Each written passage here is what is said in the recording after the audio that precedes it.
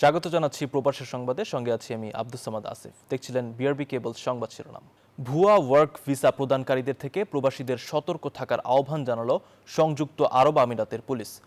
প্রবাসী ও চাকরি প্রত্যাশীদের ভুয়া ওয়ার্ক ভিসা দিয়ে প্রতারণার অভিযোগ আসার পর তা প্রতিরোধে প্রবাসী ও চাকরি প্রত্যাশীদের সর্বোচ্চ সতর্কতা অবলম্বনের পরামর্শ দেওয়া হয়েছে। জীবিকার তাগিদে বাংলাদেশ ছাড়াও বিশ্বের বিভিন্ন দেশ থেকে প্রতি বছরই মধ্যপ্রাচ্যের দেশ সংযুক্ত আরব আমিরাতে পাড়ি জমান বহু মানুষ। এ সময় দালালের খপ্পরে পড়ে নিঃস্ব হওয়ার নজির রয়েছে বহু। এবার ভুয়া ওয়ার্ক ভিসা প্রদানকারীদের থেকে প্রবাসীদের সতর্ক করেছে সংযুক্ত আরব আমিরাতের দুবাই পুলিশ।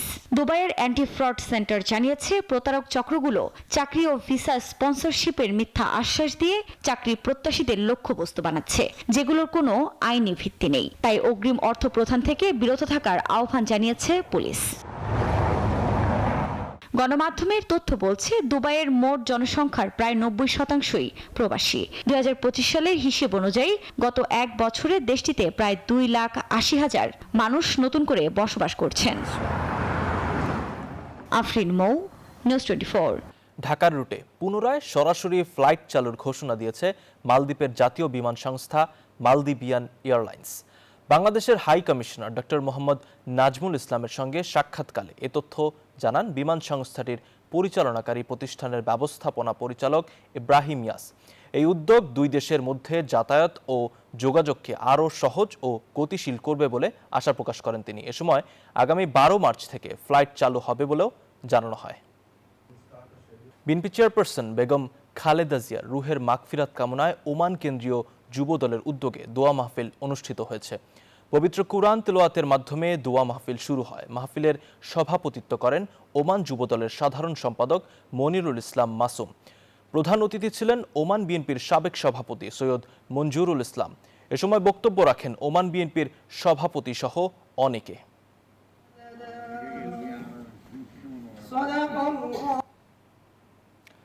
বাংলাদেশের সাবেক প্রধানমন্ত্রী বেগম খালেদা জিয়ার রুহের মাগফিরাত কামনায় মালদ্বীপে দোয়া ও মিলাদ মাহফিল করেছে বিএনপি। অনুষ্ঠানের শুরুতে খালেদা জিয়ার স্মরণে 1 মিনিট নীরবতা পালন করা হয়। বক্তারা বেগম খালেদা জিয়ার আপোষহীন নেতৃত্ব, গণতন্ত্রের প্রতি দৃঢ় অঙ্গীকার এবং সাধারণ মানুষের অধিকার আদায় তার অসামান্য অবদানের কথা স্মরণ করেন। এতে উপস্থিত ছিলেন মালদ্বীপ বিএনপির সাধারণ সম্পাদক জহিরুল ইসলাম, সিনিয়র সহসভাপতি মোহাম্মদ মেহের মিয়া রানা সহ অনেকে।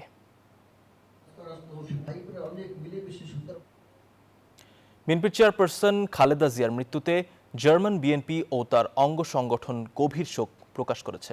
এই উপলক্ষে রাজধানী বার্লিনের বাইতুল মুকাররম মসজিদে শুক্রবার বাদ জুমা দোয়া মাহফিল অনুষ্ঠিত হয়। মাহফিলে প্রধান অতিথি হিসেবে উপস্থিত ছিলেন দেশটিতে নিযুক্ত বাংলাদেশের রাষ্ট্রদূত মোহাম্মদ জুলকারনাইন ও জার্মান বিএনপির সাবেক সভাপতি আকুল মিয়া সহ অনেকে। এদিকে বার্লিনের বাংলাদেশ দূতাবাসে খালেদা জিয়ার মৃত্যুতে শোক বই খোলা হয়েছে।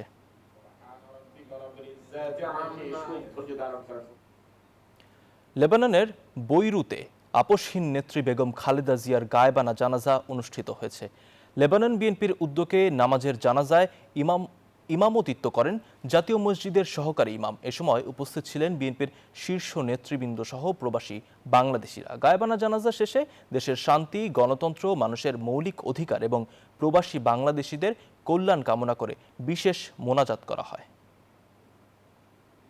বাংলাদেশের সাবেক ওমানে প্রবাসীদের ফুটবল টুর্নামেন্টের চ্যাম্পিয়ন বারকা এফসির খেলোয়াড়দের সংবর্ধনা দেওয়া হয়েছে। অনুষ্ঠানের আয়োজন করে ওমান বাংলাদেশ সোশ্যাল ক্লাব। অনুষ্ঠানে সভাপতিত্ব করেন প্রতিষ্ঠানটির স্বত্বাধিকারী আলহাজ শাহাবুদ্দিন সিআইপি। প্রধান অতিথি হিসেবে উপস্থিত ছিলেন ওমান বাংলাদেশ সোশ্যাল ক্লাবের vice chairman Rezaul Karim CIP. অনুষ্ঠানে আগত অতিথিবৃন্দ চ্যাম্পিয়ন দলের খেলোয়াড় ও টিম কমিটির সদস্যদের হাতে পুরস্কার তুলে দেন। ত্রয়োদশ জাতীয় সংসদ নির্বাচন ও গণভোটে 300 আসনে জমা পড়া মনোনয়নপত্র যাচাই বাছাই শেষ হয়েছে। যাচাই বাছাই কার্যক্রম শেষে 1842 প্রার্থীর মনোনয়ন বৈধ বলে ঘোষণা করা হয়েছে, আর বাতিল হয়েছে 723 প্রার্থীর। আজ থেকে 9 জানুয়ারি মনোনয়নপত্র বাছাইয়ে রিটার্নিং অফিসারের সিদ্ধান্তের বিরুদ্ধে আপিল করা যাবে বলে জানিয়েছেন ঢাকা অঞ্চলের রিটার্নিং কর্মকর্তা। ত্রয়োদশ জাতীয় সংসদ নির্বাচন ও গণভোটে সম্ভাব্য প্রার্থীদের মনোনয়নপত্র যাচাই বাছাইয়ের কার্যক্রম শেষ হয়েছে। সারা দেশের ৩০০ আসনে রিটার্নিং কর্মকর্তাদের মাধ্যমে চলমান এই কার্যক্রম শেষে মনোনয়নপত্র বৈধ এবং বাতিল সংক্রান্ত চূড়ান্ত তথ্য প্রকাশ করেছে নির্বাচন কমিশন। যাচাই বাছাইয়ে ঢাকা ১৩ ও ১৫ আসনে মোট ২০টি মনোনয়নের মধ্যে ৮টি বাতিল করা হয়েছে, বৈধতা পেয়েছে ১২টি মনোনয়ন। রোববার আগারগাঁওয়ে নির্বাচন কমিশনের ইটিআই ভবনে ব্রিফিংয়ে এসব তথ্যের পাশাপাশি মনোনয়ন বাতিলের কারণ তুলে ধরেন ঢাকা জেলার আঞ্চলিক নির্বাচন কর্মকর্তা। ঢাকা ১৩ ও ঢাকা ১৫ আসনে মোট ৮ জন প্রার্থীর মনোনয়নপত্র বাতিল করা হয়েছে। মনোনয়নপত্র বেসিক্যালি ৫% ভোটারের গরমিল, সরকারি চাকরি হতে অবসর গ্রহণের ৩ বছর অতিবাহিত না হওয়া, হলফনামার বিভিন্ন ত্রুটি, মনোনয়নপত্র যথাযথভাবে বিশেষ করে তৃতীয় অংশ পূরণ না করা ইত্যাদি কারণে মনোনয়নপত্র সমূহ বাতিল করা হয়েছে। পাশাপাশি ২ জন প্রার্থীর দলীয় মনোনয়ন সঠিক না থাকার কারণেও বাতিল করা হয়েছে। ইউনুস আলী জানান, রিটার্নিং কর্মকর্তার সিদ্ধান্তের বিরুদ্ধে সোমবার ৫ থেকে ৯ জানুয়ারি পর্যন্ত আপিল করা যাবে। মনোনয়নপত্র বাতিল বা গ্রহণ উভয়ের বিরুদ্ধে আপিলের বিধান রয়েছে নির্বাচন কমিশনে। আগামী ৫ থেকে ৯ জানুয়ারির মধ্যে বাতিল বা গ্রহণের বিরুদ্ধে সংশ্লিষ্ট প্রার্থীগণ রিটার্নিং অফিসারের কার্যালয় হতে আদেশের কপি সংগ্রহ করে যথাযথ পদ্ধতিতে আপিল দায়ের করতে পারবেন। প্রথা অনুযায়ী নির্বাচন কমিশন সচিবালয়ে বিশেষ এজলাস ও বুথ স্থাপন করা হয়েছে। সেখানে সিসি ও অন্যান্য কমিশনাররা আপিল শুনানি শেষে সিদ্ধান্ত দেবেন। গত ২৯ ডিসেম্বর পর্যন্ত সারা দেশে ৩০০ নির্বাচনী এলাকায় মোট ২,৫৮২টি মনোনয়নপত্র দাখিল করা হয়। সামিয়া মাহতাব রোজা, নিউজ 24, ঢাকা। শেষ দিনে চট্টগ্রাম ৯ আসনে জামায়াতে ইসলামীর প্রার্থী ডক্টর AKM ফজলুল হকের মনোনয়নপত্র বাতিল করেছেন বিভাগীয় কমিশনার ও রিটার্নিং অফিসার। এদিকে কুড়িগ্রাম ৩ আসনে জামায়াত প্রার্থীর মনোনয়ন বাতিলকে কেন্দ্র করে রিটার্নিং কর্মকর্তার অফিসে উত্তেজনা সৃষ্টি হয়। সারা দেশে শেষ হলো ত্রয়োদশ জাতীয় সংসদ নির্বাচন ও গণভোটে সম্ভাব্য প্রার্থীদের মনোনয়ন যাচাই বাছাই কার্যক্রম। চট্টগ্রাম ৯ আসনে জামায়াত ইসলামীর মনোনীত প্রার্থী ডক্টর AKM ফজলুল হকের মনোনয়নপত্র বাতিল করা হয়েছে। চট্টগ্রাম বিভাগীয় কমিশনার ও রিটার্নিং অফিসার যাচাই বাছাই শেষে এই সিদ্ধান্ত ঘোষণা করেন। অন্যদিকে একই আসনে বিএনপি মনোনীত প্রার্থী আবু সুফিয়ানের মনোনয়নপত্র বৈধ ঘোষণা করা হয়েছে। হলফনামায় স্বাক্ষর না করাটা গুরুতর, তো সেই হিসাবে আপাতত আমরা আসলে আপনার মনোনয়নপত্র বাতিল করলাম, আপনি আমাদের নকল নিতে পারেন এবং কমিশনে আপনি আপিল দাখিল করতে পারেন। খুলনার 6টি আসনে ৩৫ জন প্রার্থীর মনোনয়ন বৈধ এবং ১১ জন প্রার্থীর মনোনয়নপত্র বাতিল ঘোষণা করেছেন রিটার্নিং কর্মকর্তা। রোববার দিনাজপুর ৫ ও ৬ আসনে ১৫ জন প্রার্থীর মনোনয়ন বৈধ ঘোষণা করা হয়েছে, আর ৩ জনের মনোনয়ন বাতিল ঘোষণা করা হয়। এদিকে কুড়িগ্রাম ৩ আসনে জামায়াত প্রার্থীর মনোনয়নপত্র বাতিল করাকে কেন্দ্র করে রিটার্নিং কর্মকর্তার অফিসে কর্মী সমর্থকদের মধ্যে উত্তেজনা দেখা দেয়। অন্য কারো মাধ্যমে প্রভাবিত হয়ে অথবা ওনার যে জাস্টিস করার যে ওনার যে ইখতিয়ার ছিল এইটার থেকে উনি সরে গিয়ে উনি যেটা মাইন্ড নিয়েছিলেন উনি সেটা শুধুমাত্র আজকে ঘোষণা করেন। কুষ্টিয়ার 4টি সংসদীয় আসনে ২৭ জনের মনোনয়ন বৈধ ও ৬ জনের মনোনয়ন বাতিল করেছে জেলা রিটার্নিং কর্মকর্তা। আমি মনে করি নির্বাচন এখন পর্যন্ত শান্তিপূর্ণভাবে উৎসব মুখর পরিবেশে নির্বাচনের যে প্রক্রিয়া সেটা চলছে। যেই 6টি বাতিল করা হয়েছে এর মধ্যে 4টি ছিল স্বতন্ত্র। এই 4টি সহ মোট যে 6টি বাতিল করা হলো তাদের জন্য এটি হতাশ হওয়ার কিছু নেই। এদিকে ফেনী 2 আসনে 5 জনের মনোনয়ন বাতিল ঘোষণা করেছে কর্তৃপক্ষ। এছাড়াও মানিকগঞ্জের 3টি আসনে 9 জনের মনোনয়ন বাতিল হয়েছে। মনোনয়ন বাতিল হওয়া প্রার্থীরা আগামী 11ই জানুয়ারি পর্যন্ত আপিলের সুযোগ পাবেন। আপিল নিষ্পত্তি হবে 12 জানুয়ারি থেকে 18 জানুয়ারি পর্যন্ত, আর প্রার্থিতা প্রত্যাহারের শেষ তারিখ 20 জানুয়ারি। Desk report, news 24। ক্ষমতায় গেলে ব্যবসা বান্ধব পরিবেশ নিশ্চিতের আশ্বাস দিয়েছেন বিএনপির ভারপ্রাপ্ত চেয়ারম্যান তারেক রহমান। রোববার গুলশানে দেশের শীর্ষ ব্যবসায়ী নেতাদের সাথে বৈঠকে এমন আশ্বাস দেন তিনি। পরে সাংবাদিকদের সাথে কথা বলেন দলের স্থায়ী কমিটির সদস্য আমির খসরু মাহমুদ চৌধুরী। সাবেক প্রধানমন্ত্রী এবং বিএনপি চেয়ারপারসন খালেদা জিয়ার মৃত্যুতে শোক জানাতে রোববার সন্ধ্যায় বিএনপির গুলশান কার্যালয়ে আসেন দেশের শীর্ষ ব্যবসায়ী নেতারা। সৌজন্য সাক্ষাৎ শেষে বেগম খালেদা জিয়ার জন্য খোলা শোক বইয়ে স্বাক্ষর করেন বিজিএমইএ, বিসিআই, ডিসিসিআই, এবিসিসিআই সহ ৩০ জন শীর্ষ ব্যবসায়ী। ২.৫ ঘন্টার বৈঠকে জ্বালানি সংকট, আইন শৃঙ্খলা পরিস্থিতি সহ ব্যবসা খাতে বিরাজমান সমস্যাগুলো তুলে ধরেন ব্যবসায়ীরা। উনি বলেন যে যদি আমরা ক্ষমতায় নিশ্চয়ই আমরা এই বিষয়ে কিভাবে চিন্তা করছি এবং সেটা আমরা অ্যাড্রেস করার চেষ্টা করব।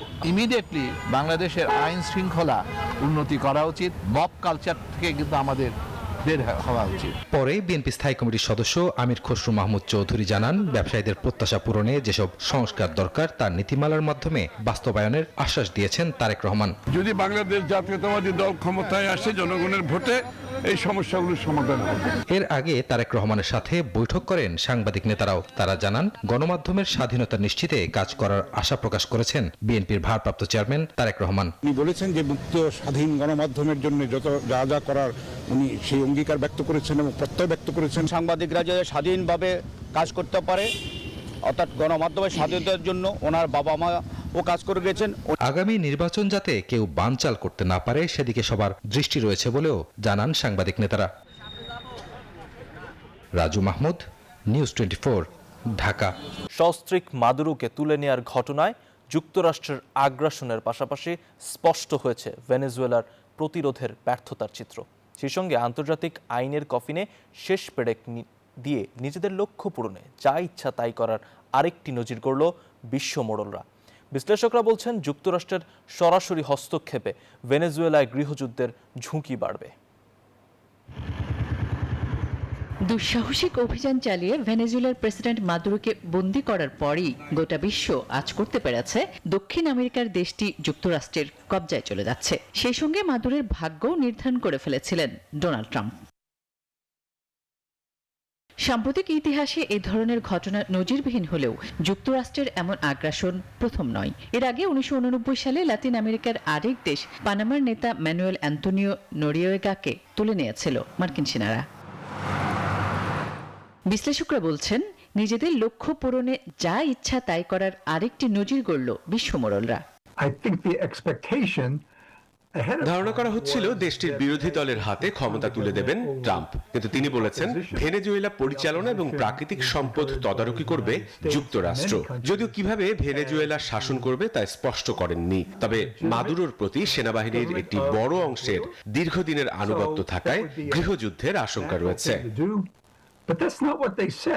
সাম্প্রতিক মাসগুলোতে যুক্তরাষ্ট্রের অব্যাহত হামলা ও হুমকির কঠিন জবাবের হুঁশিয়ারি দিলেও আদতে কোনো প্রতিরোধই করতে পারেনি ভেনেজুয়েলা। বলা হচ্ছে, দেশটির প্রতিরোধ কৌশল গেরিলা যুদ্ধ ও অভ্যন্তরীণ নিয়ন্ত্রণের উপর নির্ভরশীল হওয়ায় যুক্তরাষ্ট্রের অত্যাধুনিক সামরিক সক্ষমতার সামনে দাঁড়াতেই পারেনি কারাকাস। এছাড়া মাদুরোকে তুলে নেয় তড়িৎ সিদ্ধান্ত নেয়ার নেতৃত্বের অভাবও ছিল স্পষ্ট। আসমা তুলি, নিউজ 24। মুস্তাফিজুর রহমানের দুর্দান্ত বোলিংয়ে ঢাকা ক্যাপিটালসকে 5 রানে হারিয়েছে রংপুর রাইডার্স। অন্যদিকে ঘরের মাঠে সিলেটবাসীর আস্থার প্রতিদান দিতে ব্যর্থ সিলেট টাইটান্স। টানা 2 হারে দর্শকরা ক্ষুব্ধ, তবে উচ্ছ্বসিত রংপুরের সমর্থকরা। সিলেট থেকে শাহিন মিয়ার ক্যামেরায় আশিক সারোয়ারের রিপোর্ট। দিনের ম্যাচ শেষ করেই মাঠ ছেড়ে চলে যাচ্ছেন সিলেটের দর্শকরা, কারণ তাদের প্রিয় দল 9 উইকেটে হেরেছে চট্টগ্রামের কাছে। টানা দ্বিতীয় ম্যাচে সমর্থকদের হতাশ করেছেন মিরাজ আফিফরা। সমস্যা হলো আমাদের অধিনায়ক, so to say he is not a good captain enough. দামান বেটা এলে আমরা পুরাও শক্ত হয়ে যাব। মইনালি অতবা অমর যাই, আমরা আইছি না মস্তি গাইছি খাওয়া দেখাত। মিরাজের ক্যাপ্টেন্সি আমরা ভালো লাগছে না, আমরা মইনালিকে ক্যাপ্টেন চাই। দিনের দ্বিতীয় ম্যাচে ঢাকার বিপক্ষে দারুণ এক জয় পেয়েছে রংপুর রাইডার্স। টসে জিতে ফিল্ডিং এর সিদ্ধান্ত নেয় ঢাকা ক্যাপিটালস। রংপুরের 2 ওপেনার লিটন ও মায়ার্স ব্যর্থ হলেও টানা দ্বিতীয় ম্যাচে দারুণ ব্যাটিং করেন মাহমুদুল্লাহ রিয়াদ। 41 বলে 51 রানের ইনিংস খেলেন মাহমুদুল্লাহ রিয়াদ। সেই সাথে মালান খুশদিলের 30 রানের ইনিংসে 155 রানের সংগ্রহ পায় রংপুর রাইডার্স। জবাব দিতে নেমে দারুণ শুরু পায় ঢাকা ক্যাপিটালস। আফগান তারকা গুরবাজের আগ্রাসী ব্যাটিংয়ে পাওয়ার প্লেতেই 50 পেরোয় ঢাকা। অধিনায়ক মিঠুন 50 হাঁকিয়ে দলকে জয়ের প্রান্তে নিয়ে যান। শেষ দিকে জমে ওঠে দুই দলের লড়াই। 2 ওভারে ঢাকার প্রয়োজন হয় 23 রান। 19তম ওভারে পাকিস্তানি তারকা আকিব জাবেদ 13 রান দিয়ে বসেন। শেষ ওভারে ঢাকার প্রয়োজন 10 রান। এরপরই মুস্তাফিজের ম্যাজিক। সাব্বির মিঠুনের বিপক্ষে শেষ ওভারে ফিজ খরচ করেন মাত্র 4 রান। ইয়র্কার, কাটার কিংবা বাউন্সারে রংপুরকে 5 রানে ম্যাচ জিতিয়ে দেন। মুস্তাফিজের বোলিং অসাধারণ। রংপুরবাসী আমরা অনেক গর্বিত, আমরা জিতছি। মুস্তাফিজের খেলাই তো মুস্তাফিজ তো ভাই লাস্ট পয়েন্টে জিতাইছে খেলাটা। শুধু রংপুর থেকে খেলা দেখতে এসেছিলেন প্রায় 200 জন সমর্থক। মুস্তাফিজ যাদের হতাশ করেননি। মুস্তাফিজের অবিশ্বাস্য বোলিং সিলেটের এই দর্শকরা দারুণ উপভোগ করেছেন। শেষ ওভারে 10 রান ডিফেন্ড করেছেন মুস্তাফিজুর রহমান। রংপুরকে জয়ের ধারায় ফিরিয়েছেন। সিলেট আন্তর্জাতিক ক্রিকেট স্টেডিয়াম থেকে আশিক সারোয়ার, নিউজ 24। নিরাপত্তা ইস্যুতে ভারতে টি-20 বিশ্বকাপে দল না পাঠানোর সিদ্ধান্ত নিয়েছে বিসিবি। তবে বিকল্প ভেন্যু হিসেবে শ্রীলঙ্কায় খেলতে চায় বাংলাদেশ দল। দিনভর নানা নাটকীয়তা শেষে রবিবার বিকেলে প্রেস বিজ্ঞপ্তি দিয়ে বিষয়টি নিশ্চিত করেছে ক্রিকেট বোর্ড। বিসিসিআইয়ের হস্তক্ষেপে আইপিএলের দল কেকেআর থেকে বাদ দেওয়া হয় মুস্তাফিজুর রহমানকে। এই ঘটনায় দুই বোর্ডের মধ্যে সৃষ্টি হয় বৈরিতা। ক্রিকেট মাঠে লড়াইয়ের চেয়ে কখনো কখনো বড় হয়ে ওঠে সম্মান আর নিরাপত্তার প্রশ্ন। সেই বিবেচনায় ভারতের ভেন্যুতে বিশ্বকাপ ম্যাচ খেলতে না চাওয়ার অবস্থান লিখিতভাবে আইসিসিকে জানিয়েছে বাংলাদেশ ক্রিকেট বোর্ড। এক সংবাদ বিজ্ঞপ্তিতে এই সিদ্ধান্তের বিষয়টি নিশ্চিত করেছে বিসিবি। বোর্ড জানিয়েছে সাম্প্রতিক বাস্তবতা ও নিরাপত্তা সংক্রান্ত বিষয় বিবেচনায় নিয়ে ভারতের ভেন্যুতে বিশ্বকাপ খেলতে চায় না তারা। 24 ঘন্টা ধরে পর্যবেক্ষণ করা হয়েছে। এমন অবস্থায় বিশ্বকাপে খেলতে ভারত যাওয়া সম্ভব নয়। আইসিসির কাছে অনুরোধ, ভেন্যু যেন ভারতের বাইরে নেওয়া হয়। এই ইস্যু নিয়ে বোর্ড সভায় এমন সিদ্ধান্ত নেওয়া হয়েছে। বিসিবি এই সিদ্ধান্তকে স্বাগত জানিয়েছেন অন্তর্বর্তীকালীন সরকারের যুব ক্রীড়া উপদেষ্টা ডক্টর আসিফ নজরুল। সামাজিক যোগাযোগ মাধ্যমে দেওয়া এক পোস্টে তিনি বিসিবির অবস্থানের প্রতি সমর্থন জানান। আগামী ফেব্রুয়ারি মার্চে ভারত ও শ্রীলঙ্কায় যৌথভাবে অনুষ্ঠিত হওয়ার কথা টি-20 বিশ্বকাপ। নির্ধারিত সূচি অনুযায়ী বাংলাদেশের গ্রুপ পর্বের 4টি ম্যাচই হওয়ার কথা ছিল ভারতের মাটিতে। ক্রিকেটার, কোচিং স্টাফ ও গণমাধ্যম কর্মীদের কথা চিন্তা করে বিসিবির এমন সিদ্ধান্ত বলে জানানো হয়েছে। শুভদেবনাথ, নিউজ 24, ঢাকা। এই ছিল নিউজ 24 প্রবাসের সংবাদে। আরও সংবাদ ও বিশ্লেষণ জানতে ভিজিট করুন news24bd.tv। এতক্ষণ সঙ্গে থাকার জন্য ধন্যবাদ।